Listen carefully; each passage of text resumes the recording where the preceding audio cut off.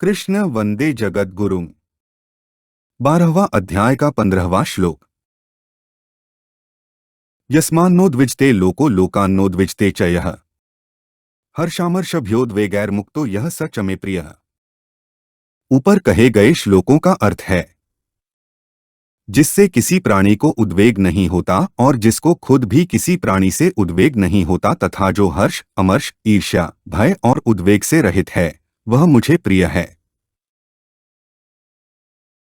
यस्मान्नोद्विजते लोकः का अर्थ है, भक्त सर्वत्र और सब में अपने परमप्रिय प्रभु को ही देखता है, अतः उसकी दृष्टि में मन, वाणी और शरीर से होने वाली संपूर्ण क्रियाएं एकमात्र भगवान की प्रसन्नता के लिए ही होती है। गीता 6:21।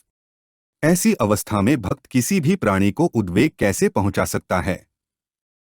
फिर भी भक्तों के चरित्र में यह देखने में आता है कि उनकी महिमा, आदर सत्कार तथा कहीं कहीं उनकी क्रिया, यहाँ तक कि उनकी सौम्य आकृति मात्र से भी कुछ लोग ईर्ष्यावश उद्विग्न हो जाते हैं और भक्तों से अकारण द्वेष और विरोध करने लगते हैं। लोगों को भक्त से होने वाले उद्वेग के संबंध में विचार किया जाए तो यही पता चलेगा कि भक्त की क्रियाएं कभी किसी के उद्वेग का कारण नहीं होती, क्योंकि भक्त प्राणी मात्र में भगवान की ही देखता है। उसकी मात्र क्रियाएं स्वभावतः प्राणियों के परमहित के लिए ही होती हैं। उसके द्वारा कभी भूल से भी किसी के अहित की चेष्टा नहीं होती। जिनको उससे उद्वेग होता है वह उनके अपने रागद्वेषयुक्त आसुर स्वभाव के कारण ही होता है। अपने ही दोषयुक्त स्वभाव के कारण उनको भक्त की हितपूर्ण चेष्टाएं भी उद्वेगजनक प्रतीत होती हैं। इसमें भक्त का क्या दोष? हरिण, मछली और सज्जन क्रमशः तृण, जल और संतोष पर अपना जीवन निर्वाह करते हैं, किसी को कुछ नहीं कहते, परंतु व्याध, मछुए और दुष्ट लोग अकारण ही इनसे वैर करते हैं। वास्तव में भक्तों द्वारा दूसरे मनुष्यों के उद्विग्न होने का प्रश्न ही पैदा नहीं होता। प्रत्युत भक्तों के चरित्र में ऐसे प्रसंग देखने में आते हैं कि उनसे द्वेष रखने वाले लोग भी उनके चिंतन और संगदर्शन स्पर्श वार्तालाप के प्रभाव से अपना आसुर स्वभाव छोड़कर भक्त हो गए। ऐसा होने में भक्तों का उदारतापूर्ण स्वभाव ही हेतु है। अगर ऐसा मान लिया जाए कि भक्त से किसी को उद्वेग होता ही नहीं अथवा दूसरे लोग भक्त के विरुद्ध कोई चेष्टा करते ही नहीं या भक्त के शत्रुमित्र होते ही नहीं, तो फिर भक्त के लिए शत्रुमित्र, मान अपमान, निंदास्तुति आदि में सम होने की बात नहीं कही जाती। तात्पर्य यह है कि लोगों को अपने आसुर स्वभाव के कारण भक्त की हितकर क्रियाओं से भी उद्वेग हो सकता है और वे बदले की भावना से भक्त के विरुद्ध चेष्टा कर सकते हैं तथा अपने को उस भक्त का शत्रु मान सकते हैं, परंतु भक्त की दृष्टि में न तो कोई शत्रु होता है और न किसी को उद्विग्न करने का उसका भाव ही होता है। लोकान्नोद्विजते च यह का अर्थ है, पहले भगवान ने बताया कि भक्त से किसी प्राणी को उद्वेग नहीं होता और अब उपर्युक्त पदों से यह बताते हैं कि भक्त को खुद भी किसी प्राणी से उद्वेग नहीं होता। इसके दो कारण हैं। एक, भक्त के शरीर, मन, इंद्रिया, सिद्धांत आदि के विरुद्ध भी अनिच्छा या परेच्छा से क्रियाएं और घटनाएं हो सकती हैं, परंतु वास्तविकता का बोध होने तथा भगवान में अत्यंत प्रेम होने के कारण भक्त भगवत प्रेम में इतना निमग्न रहता है कि उसको सर्वत्र और सब में भगवान के ही दर्शन होते हैं। इसलिए प्राणी मात्र की क्रियाओं में, चाहे उनमें कुछ उसके प्रतिकूल ही क्यों न हो, उसको भगवान की ही लीला दिखाई देती है। अतः उसको किसी भी क्रिया से कभी उद्वेग नहीं होता। दो, मनुष्य को दूसरों से उद्वेग तभी होता है जब उसकी कामना, मान्यता, साधना, धारणा आदि का विरोध होता है। भक्त सर्वथा पूर्ण काम होता है, इसलिए दूसरों से उद्विग्न होने का कोई कारण ही नहीं रहता। हर्षामर्षभ्योद्वेगैर्मुक्तो यह स च मे प्रियः का अर्थ है, यहाँ हर्ष से मुक्त होने का तात्पर्य यह है कि सिद्ध भक्त सब प्रकार के हर्षादि विकारों से सर्वथा रहित होता है। पर इसका आशय यह नहीं है कि सिद्ध भक्त सर्वथा हर्षरहित, प्रसन्नताशून्य होता है। प्रत्युत उसकी प्रसन्नता तो नित्य, एकरस, विलक्षण और अलौकिक होती है। हाँ, उसकी प्रसन्नता सांसारिक पदार्थों के संयोग वियोग से उत्पन्न क्षणिक, नाशवान तथा घटने बढ़ने वाली नहीं होती। सर्वत्र भगवत बुद्धि रहने से एकमात्र अपने इष्टदेव भगवान को और उनकी लीलाओं को देख देखकर वह सदा ही प्रसन्न रहता है। किसी के उत्कर्ष यानी कि उन्नति को सहन न करना अमर्ष कहलाता है। दूसरे लोगों को अपने समान या अपने से अधिक सुख सुविधा, धन, विद्या, महिमा, आदर सत्कार आदि प्राप्त हुआ देखकर साधारण मनुष्य के अंतःकरण में उनके प्रति ईर्ष्या होने लगती है, क्योंकि उसको दूसरों का उत्कर्ष सहन नहीं होता। कई बार कुछ साधकों के अंतःकरण में भी दूसरे साधकों की आध्यात्मिक उन्नति और प्रसन्नता देखकर अथवा सुनकर किंचित ईर्ष्या का भाव पैदा हो जाता है। पर भक्त इस विकार से सर्वथा रहित होता है, क्योंकि उसकी दृष्टि में अपने प्रिय प्रभु के सिवाय अन्य किसी की स्वतंत्र सत्ता रहती ही नहीं। फिर वह किसके प्रति अमर्ष करे और क्यों करे? अगर साधक के हृदय में दूसरों की आध्यात्मिक उन्नति देखकर ऐसा भाव पैदा होता है कि मेरी भी ऐसी ही आध्यात्मिक उन्नति हो, तो यह भाव उसके साधन में सहायक होता है।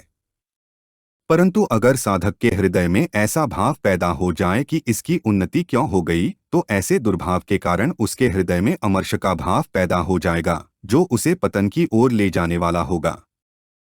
इष्ट के वियोग और अनिष्ट के संयोग की आशंका से होने वाले विकराल को भय कहते हैं।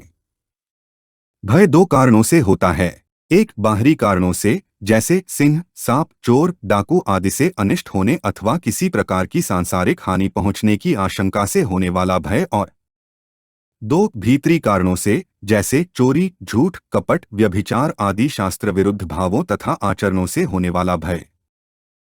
सबसे बड़ा भय मौत का होता है। विवेकशील कहे जाने वाले पुरुषों को भी प्रायः मौत का भय बना रहता है।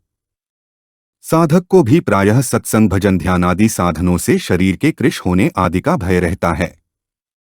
उसको कभी कभी यह भय भी होता है कि संसार से सर्वथा वैराग्य हो जाने पर मेरे शरीर और परिवार का पालन कैसे होगा। साधारण मनुष्य को अनुकूल वस्तु की प्राप्ति में बाधा पहुंचाने वाले अपने से बलवान मनुष्य से भय होता है। ये सभी भय केवल शरीर यानी कि जड़ता के आश्रय से ही पैदा होते हैं। भक्त सर्वथा भगवत चरणों के आश्रित रहता है, इसलिए वह सदा सर्वदा भयरहित होता है। साधक को भी तभी तक भय रहता है जब तक वह सर्वथा भगवत चरणों के आश्रित नहीं हो जाता। सिद्ध भक्त को तो सदा सर्वत्र अपने प्रिय प्रभु की लीला ही दिखती है। फिर भगवान की लीला उसके हृदय में भय कैसे पैदा कर सकती है? मन का एक रूप न रहकर हलचलयुक्त हो जाना उद्वेग कहलाता है। इस श्लोक में उद्वेग शब्द 3 बार आया है। पहली बार उद्वेग की बात कहकर भगवान ने यह बताया कि भक्त की कोई भी क्रिया उसकी ओर से किसी मनुष्य के उद्वेग का कारण नहीं बनती।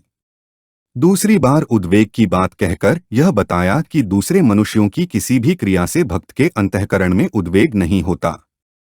इसके सिवाय दूसरे कई कारणों से भी मनुष्य को उद्वेग हो सकता है, जैसे बार बार कोशिश करने पर भी अपना कार्य पूरा न होना, कार्य का इच्छानुसार फल न मिलना, अनिच्छा से ऋतु परिवर्तन, भूकंप, बाढ़ आदि दुखदायी घटनाएं घटना, अपनी कामना, मान्यता, सिद्धांत अथवा साधन में विघ्न पड़ना आदि।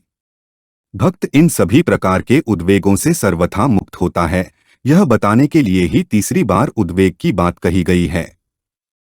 तात्पर्य यह है कि भक्त के अंतःकरण में उद्वेग नाम की कोई चीज रहती ही नहीं। उद्वेग के होने में अज्ञानजनित इच्छा और आसुर स्वभाव ही कारण है।